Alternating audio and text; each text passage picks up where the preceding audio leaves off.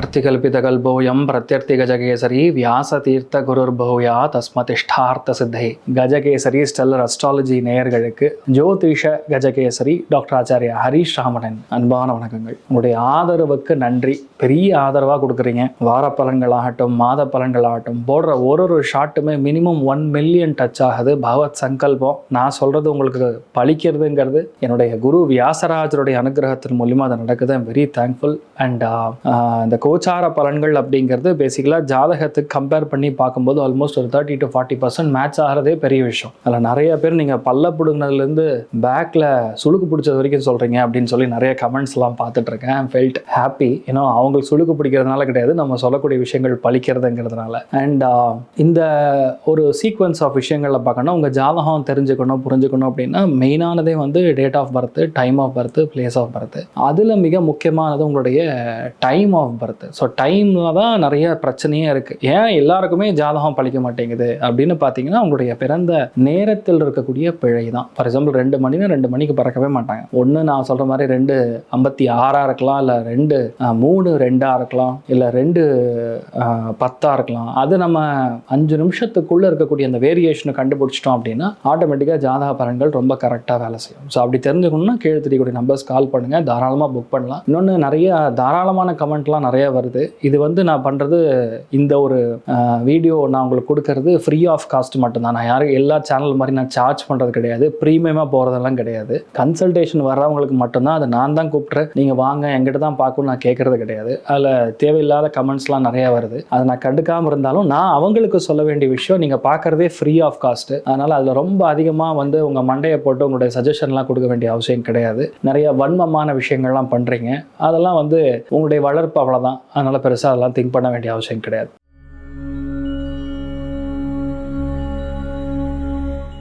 So இந்த ஒரு prospect, அதாவது மார்கழி மாதத்தோடைய பலன்களை தான் பார்க்க போகிறோம். மார்கழி மாதம் அப்படிங்கிறது டிசம்பர் மாதம் 15ஆம் தேதியிலேருந்து ஆரம்பிக்கிறது. மார்கழி அப்படின்னா மாதங்களில் நான் மார்கழி அப்படின்னு யார் சொன்னா? மகாவிஷ்ணுவே சொல்லியிருக்கார். ஏன்னா டெய்லியும் பார்த்தீங்கன்னா காலையில் 4 மணிக்கு பிரம்ம முகூர்த்தத்திலேருந்து போய் டேரெக்டாக சுவாமி தரிசனம் வரும்போது தர்மம் நிலைநாட்டப்படும். உங்கள் குழந்தைகள் வழி தவறி போகிறாங்க, 13 வயசு 14 வயசு குழந்தைகள்லாம் வந்து இஷ்டத்துக்கு லவ்ங்கிறது என்னென்னமோ வந்து, அதாவது பசங்க வந்து பைக்கில் அப்படியே ஃபாஸ்ட்டாக போகிறோம், அந்த பையனை பார்த்து லவ் பண்ணிடுறது, இந்த மாதிரி ஓடின்னு இருக்கு. எல்லார் வீட்லையுமே கிருஷ்ணா ஜபம் செய்யணும். எந்த அளவுக்கு நீங்கள் கிருஷ்ணா ஜபம் பண்ணுறீங்களோ, நான் சொல்கிறது எல்லாமே 2K கிட்ஸ்க்கு. உங்கள் லவ் கன்ஃபார்ம் ஆகணும்னாலும் கிருஷ்ணா ஜபம் பண்ணணும். ஓம் க்ளீம் கிருஷ்ணாஜ நமஹ, க்ளீம் கிருஷ்ணாஜ நமஹ. கிருஷ்ணனுக்கு போய் நீங்கள் வெண்ணெய் கொடுத்துட்டு வந்தீங்கன்னா உங்கள் லவ் கன்ஃபார்ம் ஆகும். ஆனால் அந்த லவ் உண்மையான லவ்வா, இல்லை அந்த பையன் தப்பான பையனா, அந்த பொண்ணு தப்பான பொண்ணான்னு கண்டுபிடிக்கணும்னா அந்த கிருஷ்ணனே உங்களுக்கு வழிகாட்டுவார். ஸோ அதுதான் நீங்கள் மெயினாக பண்ணணும். இந்த மார்கழி மாதம் முழுக்க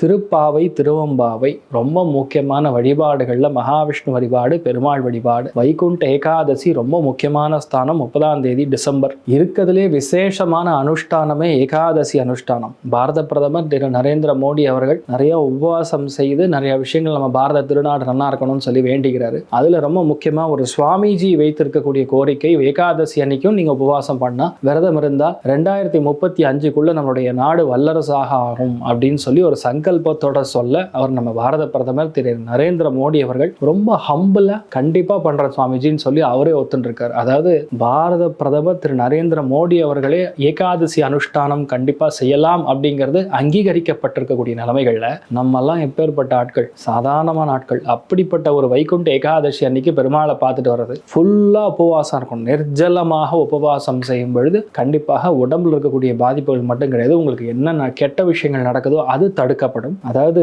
இயற்கையே அதை தடுக்கும், யாரும் போய் தடுக்க வேண்டிய அவசியம் கிடையாது. ரெண்டாவது நீங்களுமே நல்லா இருப்பீங்க. இந்த நாம் மார்கழி மாதம் முழுக்க பார்க்கும்போது 20, 21, 22 இந்த 3 நாட்கள் கடுமையான மழை, பூகம்பம், அசம்பாவிதம், ஆக்சிடென்ட்ஸ், ஃப்ளைட்டு கிராஷ், ஃப்ளைட்டு சம்பந்தப்பட்ட விஷயங்கள், வன்மமான குற்றங்கள் எல்லா இடத்துலையுமே அதை நம்ம காணக்கூடிய ஒரு நிலைமைகள் ஏற்பட்டுருக்கு. அதே மாதிரி ஜனவரி 2, 3, 4மே அதிகப்படியான மழை, வெள்ளம், பயங்கர காத்து, அதுக்கும் மேலே சில சைக்ளோனிக் எஃபெக்ட் நிறைய இடங்கள்ல பார்த்துட்டு இருக்கோம். அதில் நான் பார்க்கறது மெயினாக US, இங்கிலாந்து மாதிரி இடங்கள் ரொம்ப அதிகமாக பாதிக்கப்படக்கூடிய வாய்ப்புகள் இருக்கு. யூஎஸ்ல ரொம்ப முக்கியமான அந்த தப்பு செய்திருக்கக்கூடிய ஒரு பெரிய தண்டனை கிடைக்கக்கூடிய வாய்ப்புகள் இருக்கு, ஃப்ளைட்டுனால ஏற்படக்கூடிய பாதிப்புகள். அதே மாதிரி பார்த்தீங்கன்னா குற்றங்கள் எப்படி சொல்லணும்னா சின்ன குழந்தைகள் ஸ்கூல்ல நடந்திருக்கக்கூடிய குற்றங்கள், இல்லை மாணவர்களுக்கு ஒரு ஆசிரியர் செய்திருக்கக்கூடிய அநீதி, இதெல்லாம் கண்டிப்பா வெளியே வரக்கூடிய ஒரு வாய்ப்புகள் இருக்குன்னு சொல்லலாம். கவர்மெண்ட், சென்ட்ரல் கவர்மெண்ட் மேலேயும் பயங்கரமான ப்ரெஷர், டென்ஷன் இருக்கு. மெயினா நான் பார்க்கறது ஈரோடு, பயங்கரமா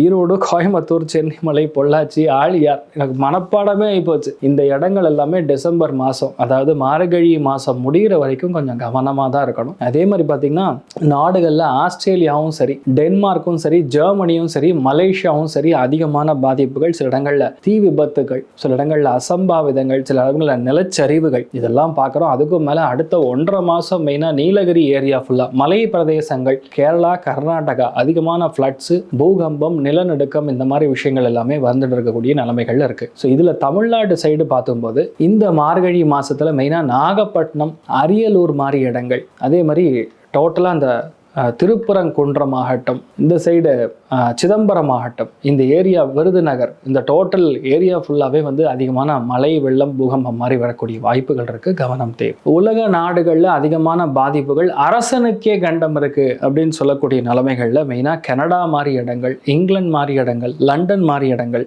அதே மாதிரி இந்த சைடில் பார்த்தீங்கன்னா ஈஜிப்ட் மாதிரி இடங்கள், சான் பிரான்சிஸ்கோ, பெல்ஜியம் மாதிரி இடங்கள், இங்கெல்லாம் வந்து அதிகமான வன்மங்கள், குற்றங்கள், அநீதி செய்திருக்கக்கூடிய நிலைமைகளில் அந்த ரூல்ஸை ஃபாலோ பண்ணலன்னு சொல்லி நிறைய தண்டனைகளும், சில இடங்களில் கிராஷஸ் கூட நடக்கும், விபத்துகள், அட்டாக்ஸ், இந்த மாதிரி விஷயங்கள் நடக்கக்கூடிய வாய்ப்புகள் இருக்கு. எல்லாருமே கொஞ்சம் கவனமாக எச்சரிக்கையாக இருக்கணும். நான் பார்க்கறது அதிகமான இயற்கை சீற்றங்கள் தான் அதிகமாக இருக்கு இந்த இடங்கள்லாம். மெடகாஸ்கர், பிரான்ஸு, ஹங்கேரி, இட்டலி, அதே மாதிரி நாட்டிங்ஹாம், இந்த மாதிரி இடங்கள்லாம் அதிகமான ஆக்சிடென்ட்ஸு, கிராஷஸ் இதெல்லாம் பார்த்துட்டு இருக்கக்கூடிய நிலைமைகளில் தீயினால விபத்துக்கள் அதிகமாக இருக்கு. இந்த இருக்கக்கூடிய மத கலவரங்கள் நடக்கலாம், கோஷ்டி மோதல்கள் நடக்கலாம். மார்கழி முடிஞ்சுன்னா போருடைய தாக்கம் சற்று அதிகமாகவே இருக்கும்னு சொல்லலாம். இப்போ நீங்கள் பார்க்குறது கம்போடியாவுக்கும் தாய்லாண்டுக்கெல்லாம் ஒரு மேட்ரே கிடையாது, இதோட பெருசாக நடக்கும். ஆனால் அடுத்த 2 மாதம் எல்லாருமே கொஞ்சம் கவனமாக இருக்கணும்னு சொல்லலாம். ஸோ மார்கழி மாதத்தில் கிரகங்கள் எப்படி உட்கார்ந்துருக்கு? சனி ஆஸ் யூஷுவல் வந்து மீனத்தில் உட்கார்ந்துருக்கிறது, ராகு சதய நட்சத்திரத்தில் கும்பத்தில் உட்கார்ந்துருக்கிறது, அதே மாதிரி கேது பார்த்தீங்கன்னா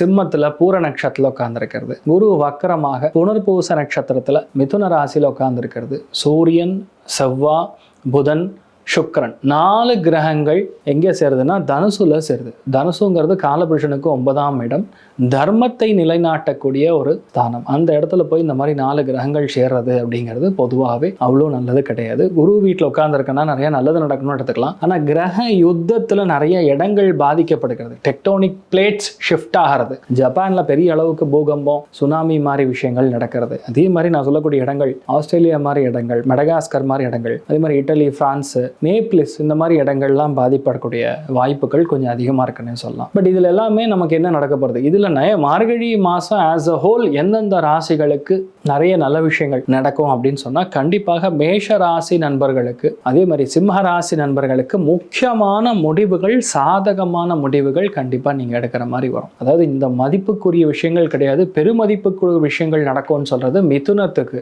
துலாத்திற்கு, மெயினாக கும்பத்திற்கு பெரிய கோல்டன் ஆப்பர்ச்சுனிட்டி, கோல்டன் டைம்ங்கிறது மார்கழி மாதம் நடக்க போறக்கூடிய விஷயம்னு சொல்லலாம். இதில் யாரும் ரொம்ப கவனமாக இருக்கணும். மெயினாக ஹெல்த் ரீதியாக கொஞ்சம் கவனமாக இருக்க வேண்டிய ஒரு நிலைமைகளில் கண்டிப்பாக விருச்சிகம், கடகம், மீனத்துடைய கணவனாக இருந்தால் மனைவி, மனைவியாக இருந்தால் கணவர் பார்த்துக்கணும். தனுசு ராசி நண்பர்கள் அல்லது தனுசு லக்னத்தில் பிறந்தவங்க கண்டிப்பாக உடம்பு ஹீட் ஆகிறது, வயிறு உபாதைகள், அடிவயிறு கோளாறு, அதே மாதிரி ஹெல்த்தில் நிறைய ஜுரம் மாதிரி விஷயங்கள் வரக்கூடிய வாய்ப்புகள் இருக்கு. கவனம் தேவை. இந்த மாதிரி இருக்கக்கூடிய கிரக சஞ்சாரங்கள்ல தனுசு ராசியில தான் சூரியன் இருக்க போகிறார். இப்போ ஒரு ராசிக்கும் எப்படி இருக்குன்னு பார்க்கலாம். மிதுன ராசி அல்லது மிதுன லக்னம் சார்ந்த நபர்களுக்கு இந்த டிசம்பர் மாதம் மார்கழி மாதம் எப்படி இருக்க போகிறது? மெயின் விஷயம் குரு வக்ரம், ஸ்ட்ரைட்டாக 7ஆம் இடத்துல 4 கிரகங்கள். கண்டிப்பாக விற்பனை சம்பந்தப்பட்ட தொழில் செய்யக்கூடிய நபர்களுக்கு நன்னா இருக்கும். கணவன் மனைவிக்குள்ள இடையூறு, சண்டை, சச்சரவு, பிரச்சனை, வாக்குவாதம் இதெல்லாம் டீசெண்டாக உட்காந்து பேசி முடிச்சுக்கிற மாதிரி வரும். எந்த விஷயத்தையுமே வந்து கன்ஃபியூஸ் ஆகாமல் இருப்பது தான் நல்லது. நிறைய பேருக்கு ஃபேமிலி ஒன்று சேர்றது, நிறைய பேருக்கு கணவனாக இருந்தால் மனைவி கிடைப்பது, நிறைய பேருக்கு மனைவியாக இருந்தால் கணவர் கரெக்டாக கிடைக்கிறது